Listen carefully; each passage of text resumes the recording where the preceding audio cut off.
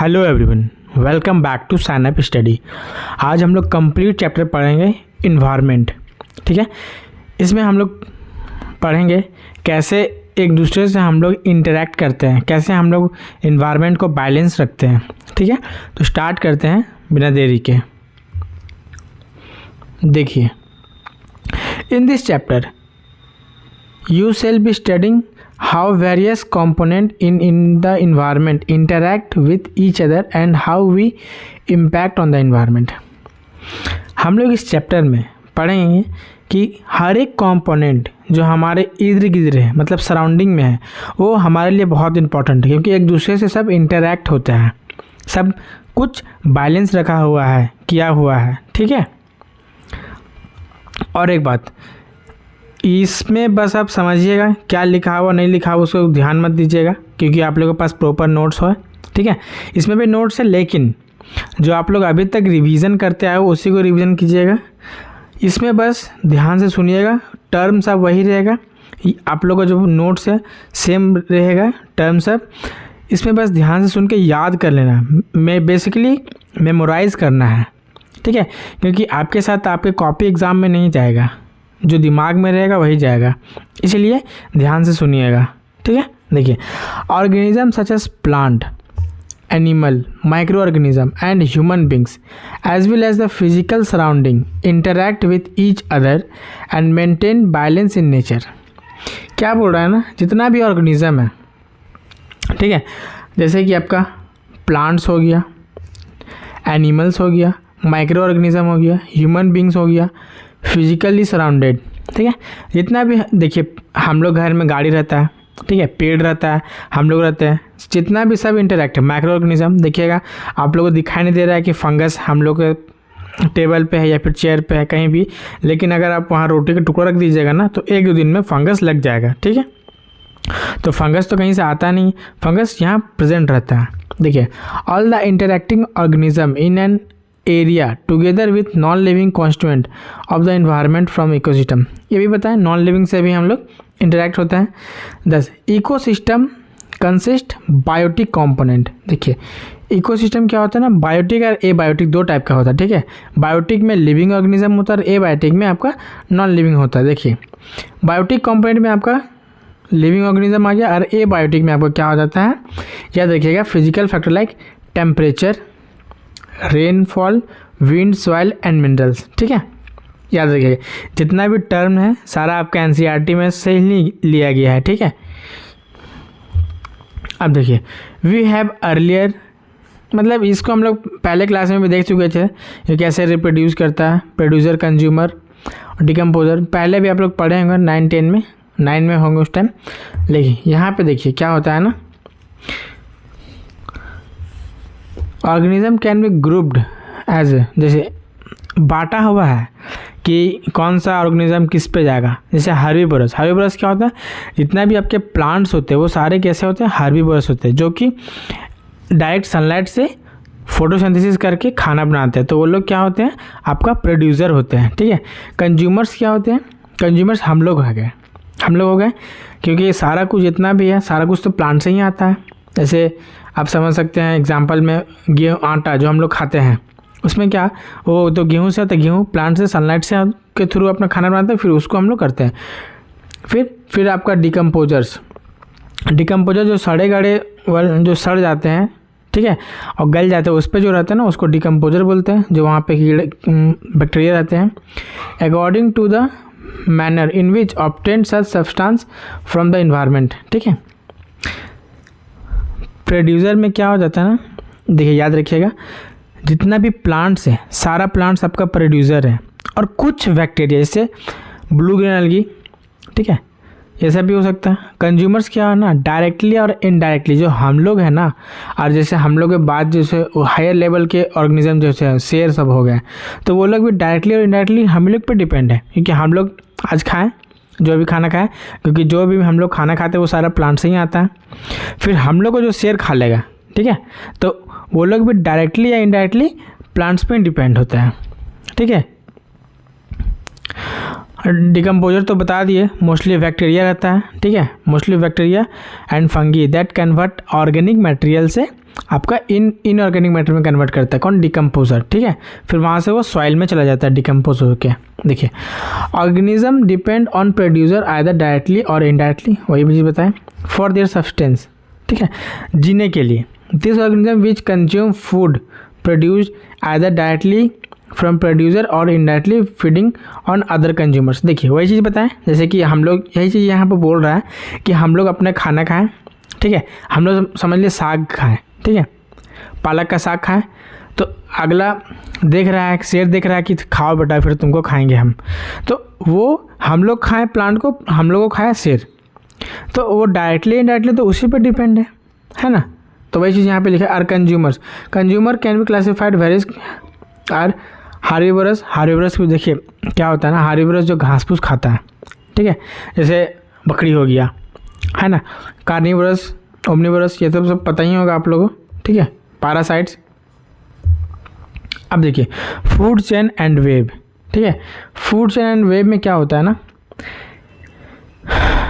कैसे खाना पहुंचता है चैन के थ्रू। जैसे कि ये घास देखिए, ये जंगल हो गया, देखिए फॉरेस्ट है, इन फॉरेस्ट में, फॉरेस्ट को हिरन खाया, मतलब घास है इसको हिरन खाया, हिरन को कौन, टाइगर खा लिया, ठीक है। दूसरा आपका ग्रासलैंड हो गया, ठीक है, ग्रासलैंड से ये ग्रास हॉपर खाया, ग्रास हॉपर को कौन खाया, फ्रॉग खाया, फ्रॉग को कौन खाया, स्नेक खाया, स्नेक कौन खाया, ईगल खाया। तो ये चैन पे चैन बढ़ते जा रहा है आगे, है ना, ये रुकता नहीं है, एक ऑर्गेनिज्म तो दूसरा ऑर्गेनिज्म ट्रांसफ़र होते रहता है फूड का, ये बताएंगे, लैंडर्स में दिया था ये कॉन्सेप्ट। फिर हम लोग पॉन्ड पे आते हैं जाते हैं, ठीक है, पॉन्ड से आपका जियो प्लैंकटन और फिर जियो प्लैंकटन को कौन खाता है, कुछ छोटा मछली, ये मछली ने दिया, फिर उसको छोटा मछली कौन खाता है, बड़ा मछली कौन खाता है, तो बबूला खाता है, ठीक है। तो ये आपका फूड चेन है जो आपके एनसीईआरटी में डायग्राम दिया गया है, ठीक है। देखिए प्रोड्यूसर कौन होता है, जो खाना बनाता है, खुद से अपना खाना बनाता है। प्राइमरी कंज्यूमर जो हम लोग खाते हैं, सेकेंडरी कंज्यूमर, टर्सरी कंज्यूमर। जैसे जैसे हम लोग ऊपर जाएंगे ना, पिरामिड्स देखें, ट्रायंगल समझ लीजिए इसको, ठीक है, ऊपर वाला जितने भी ऑर्गेनिज्म है ना वो बहुत कम नंबर पे है, ठीक है, जैसे टाइगर, लायन, जितना वो लोग कम नंबर पे। प्रोड्यूसर घास देखिए बहुत ज़्यादा होता है, प्रोड्यूस कर रहा है। जंगल देखिए घना बहुत ज़्यादा है, बहुत प्रोड्यूस करता है वो फूड, ठीक है। वैसे वैसे आपका घटते जाता है, तो सबसे ज़्यादा कौन रहता है, तो आपका प्रोड्यूसर रहता है, ये याद रखिएगा, एमसीक्यू में दे सकता है। यहाँ से देखिए सन से एनर्जी लिया प्लांट, ठीक है, एनर्जी ऑब्जॉर्ब बाय प्लांट बताए थे फर्स्ट क्लास में लाइफ प्रोसेस में कैसे। फिर जो एनर्जी वो लिया, मतलब जो प्लांट्स, वो केमिकल एनर्जी में कन्वर्ट किया, ठीक है। देखिए energy used in eating the stratospheres, ठीक है, एनर्जी यहाँ से स्ट्रेटोफेयर्स में है। और देखिए ये याद रखिएगा 1% एनर्जी ही बस वो यूज़ कर पाता है। देखिए only 2% of energy is converted into chemical. यहाँ पे 2% लिखा, लेकिन आपके एनसीईआरटी में ये 1% होगा, ठीक है, 1% यूज़ करता है, ठीक है, कौन, तो प्रोड्यूसर्स, ठीक है, प्रोड्यूसर आपका 1% यूज़ करते हैं। देखिए फिर आपका प्राइमरी कंज्यूमर्स पहुंच जाता है, खाना बना के केमिकल एनर्जी में कन्वर्ट करके फूड बन गया, उसमें फूड पे देखिएगा वो तो बनता ही है, उसमें अंदर बहुत सारा ऑर्गेनिक मटेरियल रहता है। फिर प्राइमरी कंज्यूमर्स आ गया, प्राइमरी कंज्यूमर्स में हम लोग आएंगे energy used by biological activities, ठीक है। और इसमें क्या होना, चबाने उबाने में जो भी हम जैसे हम लोग खाना खाते हैं तो चबाते उबाते जो कुछ यहाँ से वेस्ट रहता है हीट के कारण, ठीक है, और रिमेनिंग 10% एनर्जी क्या ना पास हो जाता है, ठीक है। फिर यहाँ पे भी एनर्जी वेस्ट होती है, देखिए सेम चीज़ प्रोसेस है, 10% का होते रहता है, ठीक है, 10% वो लॉस होते रहता है खाना में, ठीक है। अब देखिए इसमें क्या बोल रहा है ना फूड वेब में कि आपका यही चीज़ वही चीज़ यहाँ पे है, ये फ्रॉग खाया, फ्रॉग को स्नेक खाया, स्नेक को ईगल खाया, ठीक है। फिर ये इसमें टाइगर को ये आपका क्या बोलते हैं, हिरन को आपका टाइगर खा लिया, ठीक है। यहाँ पे देखिए वही चीज़ लिखा हुआ बकरी को लोमड़ी खा लिया, सेम डायग्राम है, ठीक है। अब देखिए इसमें क्या होता है ना, एक कॉन्सेप्ट आता है इसमें, तो आपका बायो मैग्नीफिकेशन होता है, ठीक है। और ये 10% एनर्जी जो कौन दिया था, ये जो 10% आपको दिख रहा है कौन दिया था, तो आपका लिंड्समैन दिया था, ठीक है, लिटमैन्स दिया था, ठीक है, लिटमैन्स रूल दिया था। और देखिए एक चीज़ याद रखिएगा, जो चीज़ डाइजेस्ट नहीं होता है, ठीक है, हमारे बॉडी में, वो क्या होता है ना, बढ़ते रहता है। जैसे प्लांट में हम लोग कोई चीज़ उगाते हैं, जैसे पेस्टिसाइड डालते हैं, आजकल तो जानते हैं बिना पेस्टिसाइड का कुछ हो नहीं रहा है, ऑर्गेनिक फार्मिंग को छोड़ के, ठीक है। जैसे हम लोग खेती कर रहा है, कोई एग्रीकल्चर कर रहा है, तो वो लोग पेस्टिसाइड डालते हैं। सपोज दैट एग्जांपल, पेस्टिसाइड डाला, पेस्टिसाइड क्या होता है ना, वो उसको कीड़ा खा लिया, बैक्टीरिया खाया, बैक्टीरिया को कोई बड़ा ऑर्गेनिज्म खाया, तो क्या है ना, बैक्टीरिया में वो चीज़ डाइजेस्ट नहीं हुआ और या फिर बायोडिग्रेडेबल नहीं हुआ, बाहर निकला नहीं, तो वो क्या होता है ना, वो ऊपर वाले ऑर्गेनिज्म है, जैसे छोटा वाला ऑर्गेनिज्म को कोई बड़ा ऑर्गेनिज्म खाया, जैसे फ्रॉग खा लिया, सपोज दैट फ्रॉग आपका वो प्लांट्स खा लिया जिसमें हम लोग पेस्टिसाइड डाले थे। अब वो प्लांट्स को मतलब फ्रॉग तो प्लांट खा लिया, तो फ्रॉग के अंदर पेस्टिसाइड चला गया, पेस्टिसाइड इसमें डाइजेस्ट नहीं हुआ, इसका वेस्ट मटेरियल से निकला नहीं, तो फ्रॉग को स्नेक खाया, तो स्नेक में वो चीज़ फिर चला गया, ठीक है, वो जो पेस्टिसाइड वो स्नेक में चला गया, स्नेक से फिर वो ईगल में चला गया, ऐसे वो बढ़ते रहता है, ठीक, उसको हम लोग बायोमैग्निफिकेशन बोलते हैं, ठीक है, बायोमैग्निफिकेशन बोलते हैं, ये याद रखिएगा, ठीक है।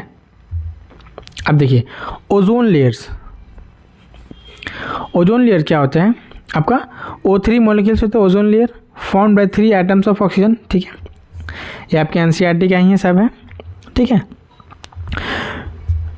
देखिए इसमें क्या लिखा है, which we normally refer to as oxygen is essential for all aerobic form of life, ठीक है। ओजोन O3 होता है, ठीक है, O3 मॉलिक्यूल्स होता है। ओजोन इज डेडली पॉइजन होता है, ठीक है, अगर ओजोन आपके शरीर में स्किन में डायरेक्ट लग जाए ना, मतलब जो आते हैं, ठीक है। देखिए ओजोन एक लेयर होता है जो हम लोग को UV रे से बचाता है, ठीक है, प्रोटेक्ट करता है। However at the higher, ozone पहले डेडली एक पॉइजन है, ठीक है, याद रखिएगा, poison. However at the higher level of thermostratosphere ozone performs an essential function. Ozone क्या परफॉर्म करता है, बहुत एसेंशियल फंक्शन क्या रोल प्ले करता है हमारे लाइफ में, बोल सकते हैं। ये क्या करता है, सील्ड कैसे करता है, shield the surface of the earth from ultraviolet radiation from the sun.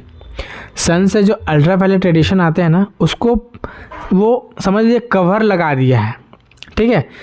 Sun से जो अल्ट्रावायलेट रे आने नहीं देता, कौन आने देता है, तो ओजोन लेयर, वो एक सील्ड के जैसा बना दिया है ताकि वो पास ना, अगर वो डायरेक्ट स्किन में पड़ जाए अल्ट्रावायलेट रेडिएशन, तो क्या होता है, स्किन कैंसर हो सकता है, बहुत ज़्यादा म्यूटेशन हो सकता है, ठीक है। म्यूटेशन मतलब बहुत ज़्यादा, हम लोग इवोल्यूशन वाले चैप्टर में आप लोग पढ़ाए थे, ठीक है, हम पढ़ाए थे कि म्यूटेंट मतलब बहुत टाइप के अलग अलग प्रजाति हो जाएंगे, ठीक है, रिएक्ट करेंगे बहुत ज़्यादा बॉडी, स्किन कैंसर होने का बहुत ज़्यादा चांस होता है, जहाँ पे लगता है वहाँ पे, ठीक है। ये हो गया। देखिए यहाँ पे लिखा हुआ है, this radiation is highly damaging to organism, for example it known as causing skin cancer in human beings, ठीक है। ह्यूमन बींग्स में क्या करता है, ये स्किन कैंसर करता है। देखिए अब क्या बोल रहा है, ozone at higher level of the atmosphere is produce ultraviolet radiation acting on oxygen O2 molecule, ठीक है। ये चीज़ है, O2 से अल्ट्रावायलेट आके फिर ये टूट जाता है, O में टूट जाता है, ठीक है। ये चीज़ बोल रहा है, फिर ऑक्सीजन से एक आगे मिल के फिर ये O3 बन जाता है। The higher energy ultraviolet radiation split apart some molecule oxygen O2 into free oxygen atom. यही चीज़ बोल रहा है कि पहले आपका 2 ऑक्सीजन, फिर ये टूट गया अल्ट्रावायलेट रे के कारण, ऑक्सीजन बन गया O, फिर जो एक सिंगल होता है और ये मिलके आपका O3 बना लेता है। ये देखिए ये NCERT का डाटा है, इसको याद रखिएगा, MCQ में दे सकता है, ठीक है। The amount of ozone in the atmosphere begin to drop sharply in 1980s। Ozone के क्या था ना, एटमॉस्फेयर में जो ओजोन लेयर है वो बहुत जल्दी गिरने लगा था, मतलब हट गया था, अब बहुत ज़्यादा अल्ट्रावायलेट रे आ रहा था, अब मतलब हो रहा था, ओजोन लेयर से होल कर देता, ठीक है। ओजोन होल सुने होंगे आप लोग, तो वो किसके कारण होता है, तो केमिकल होता है क्लोरोफ्लोरोकार्बन, ये याद रखिएगा, ये MCQ में पक्का देगा 100%, ठीक है। क्लोरोफ्लोरोकार्बन से क्या होता है, ओजोन जो शील्ड बना रहता है उसको वो हार्म पहुंचा। देखिए this decrease has been linked synthetic chemical like chlorofluorocarbon which is use to, हाँ जो हम लोग घर में फ्रीज रहता है ना रेफ्रिजरेंट्स वहाँ पे, और फायर एक्सटेंसर में भी वो होता है। देखिए in 1987 the United Nation environment programme UNEP succeed in forcing an argument freeze, जो फ्रीज बनता है CFC प्रोडक्शन एट, कम करना था मतलब रोकना था, फ्रीज कर दिया। फ्रीज सुने होंगे, फ्रीज मतलब वो फ्रीज में समझे घर वाला फ्रीज, ये फ्रीज रोक लगा गया। देखिए अब कंपनी को बोला गया कि CFC फ्री रेफ्रिजरेटर चाहिए, ठीक है, थ्रू आउट द वर्ल्ड। देखिए it is now mandatory for all the manufacturing company, जितना भी कंपनी फ्रीज बना रहे हैं हमारे घर वाले, ठीक है, हमारे घर पे जो फ्रीज है इसमें हम लोग ठंडा पानी पीते हैं, वो उसमें क्या होता है ना CFC बहुत ज़्यादा मात्रा में रहता है, ठीक है। CFC फ्री रेफ्रिजरेटर बनाने के लिए बोल रहा है, उसमें उससे क्या होता है ओजोन को डिस्टर्ब होता है, ओजोन डिस्टर्ब होगा तो जाहिर सी बात है अल्ट्रावायलेट रेडिएशन हमारे स्किन पे लगेगा और स्किन कैंसर हो जाएगा, ठीक है। ये हो गया स्किन कैंसर। CFC याद रखिएगा, ये आपका मल्टीपल चॉइस में दे सकते हैं, है ना।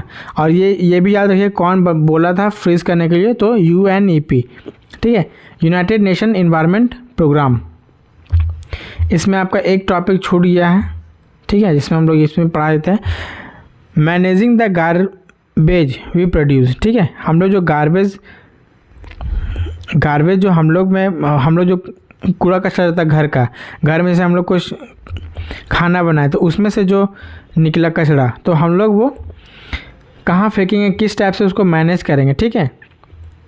तो वही हम लोग पढ़ेंगे अभी गार्बेज। ये टॉपिक एक्चुअली वो टाइप करके नहीं दिए थे, इसीलिए यहाँ पे हम पढ़ा दे रहे, ठीक है। इसमें क्या होता है ना, सिंपल से इसमें याद रखिएगा, non biodegradable things like plastic are not degraded decompose और सैप्रोफाइट दे पाइल अप, मतलब कि जो नहीं घुलता है ज़मीन में या फिर सॉल्यूशन उसका नहीं बनता है। नॉन बायोडिग्रेडेबल मतलब क्या होता है, बायोडिग्रेडेबल का मतलब होता है कि आपका वो, हाँ, तो वो नेचुरल फॉर्म में वो अपना सॉइल में चला जाए या फिर इन्वायरमेंट में मिल जाए, ठीक है। देखिए उसमें क्या होता है ना, बायोडिग्रेडेबल का मीनिंग होता है capable of breaking down specially into छोटे छोटे पार्टिकल में, और वो जैसे पहले था वैसे वो वहाँ पे नेचुरल फॉर्म में इन्वायरमेंट में चल जाए और कोई हार्म भी ना पहुँचाए, ठीक है। उसको हम लोग बायोडिग्रेडेबल बोलते हैं, ठीक है। और नॉन बायोडिग्रेडेबल क्या होता है, जैसे प्लास्टिक हो गया, ठीक है। प्लास्टिक देखते हैं कितनों दिन तक वो ज़मीन पे गाड़ दीजिए वो जैसा है वैसा ही रहेगा, वो गलेगा नहीं, वो सड़ेगा नहीं, ठीक है। तो वो क्या होता है ना, इन्वायरमेंट को पॉल्यूट करता है, इन्वायरमेंट को वो हार्म पहुंचाता है, ठीक है। वो आपका नॉन बायोडिग्रेडेबल हो गया और बायोडिग्रेडेबल ये हो गया, ठीक है। तो वी नीड, इसमें मैनेज हम लोग क्या करेंगे, तो वो लोग दूसरे नॉन बायोडिग्रेडेबल को हम लोग अच्छा से रख के उसको रीयूज़ बनाने का ट्राई करेंगे, ठीक है। और दूसरा क्या होता है ना, हम लोग मोर एंड मोर अपने जो लाइफ स्टाइल में बायोडिग्रेडेबल थिंग्स को हम लोग अप्लाई बहुत ज़्यादा करें, जैसे कि पेपर कप हो गया, ग्लास कप हो गया, एक्सेट्रा, ठीक है। कुल्लर्स, जैसे आप अभी चाय का सीजन चल, चाय बहुत पीते हैं, कुल्लर्स वाले चाय, ठीक है। कुल्लर्स में तो क्या मट्टी बनाना था, मट्टी को फिर से हम लोग इन्वायरमेंट में मतलब नेचुरल फॉर्म में वो जा सकता है और वो बिना हार्म किए हुए, ठीक है।